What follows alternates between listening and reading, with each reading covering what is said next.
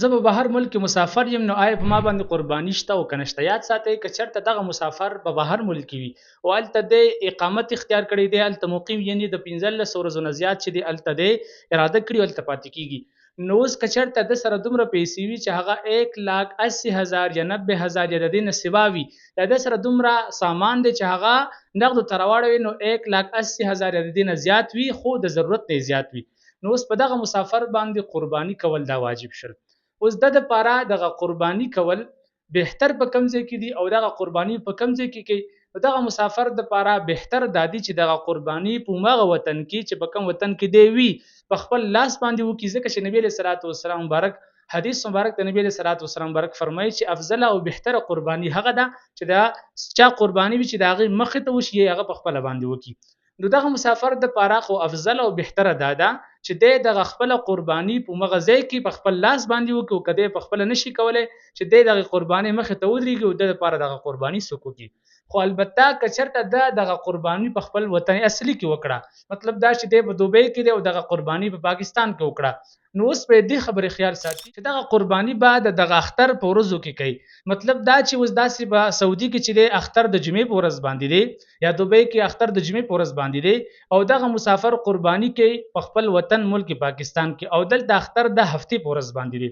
نو اوس به دی دغه قرباني په ملک پاکستان کې د جمعې په ورځ باندې نه کوي بلکې د هفتې په ورځ باندې به کوي، او د هفتې په ورځ باندې په سعودي کې یا دوبۍ کې د اختر دویمه ورځ وي او په ملک پاکستان کې به اوله ورځ وي، نو دغه قرباني صحیح ځکه چې په دواړو ځایونو کې اختر دی. داسې نه چې مثال کې به کوم ځای کې قرباني کوي هغه ځای کې اختر نه وي، په کوم ځای کې دی اوسېږي په هغه ځای کې اختر وي، نو دی چې دی د هغه ځای مطابق په خپل ملک کې قرباني وکړي. دې خبرې به صرف خیال ساتي. بله مسله دا ده که یو څوک په حالت د سفر کې دی یعنې د سفر دپاره ووتلو، نو اوس په ده باندې قرباني نشته، خو دا په دغه اختر ورځو کې یعنې چې کوم د اختر 3 ورځې دي 10مه ذوالحجه 11مه ذوالحجه 12مه ذوالحجه، په دغه 3 ورځو کې اندر د چې دی د 15 ورځو نه زیات د اقامت یو ځای کې پړاو اچولی د چې اراده وکړله، مطلب دا چې دی کراچۍ ته لاړلو او دا په حالت د سفر کې دی د 15 ورځو نه کوم اراده یې کړې ده، خو دغه د اختر په ورځو کې یعنې 10مه ذوالحجه باندې یا 11مه ذوالحجه باندې د چې دی هلته په کراچۍ کې د 15 ورځو نه زیات چې دی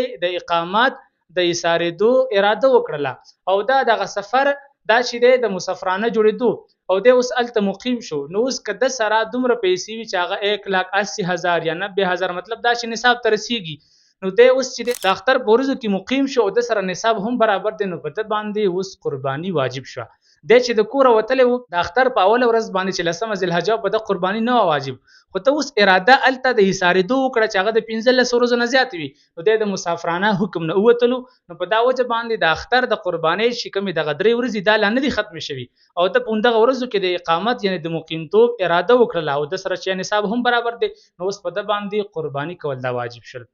دغه کلیپ نورو مسلمانانو سره هم شیر کړئ چې هغې ته هم نفع او فایده ورسیږي او ستاسو ټولو ما سره ثواب کې پوره برخه نصیب شي. واخر دعوانا ان الحمد لله رب العالمین.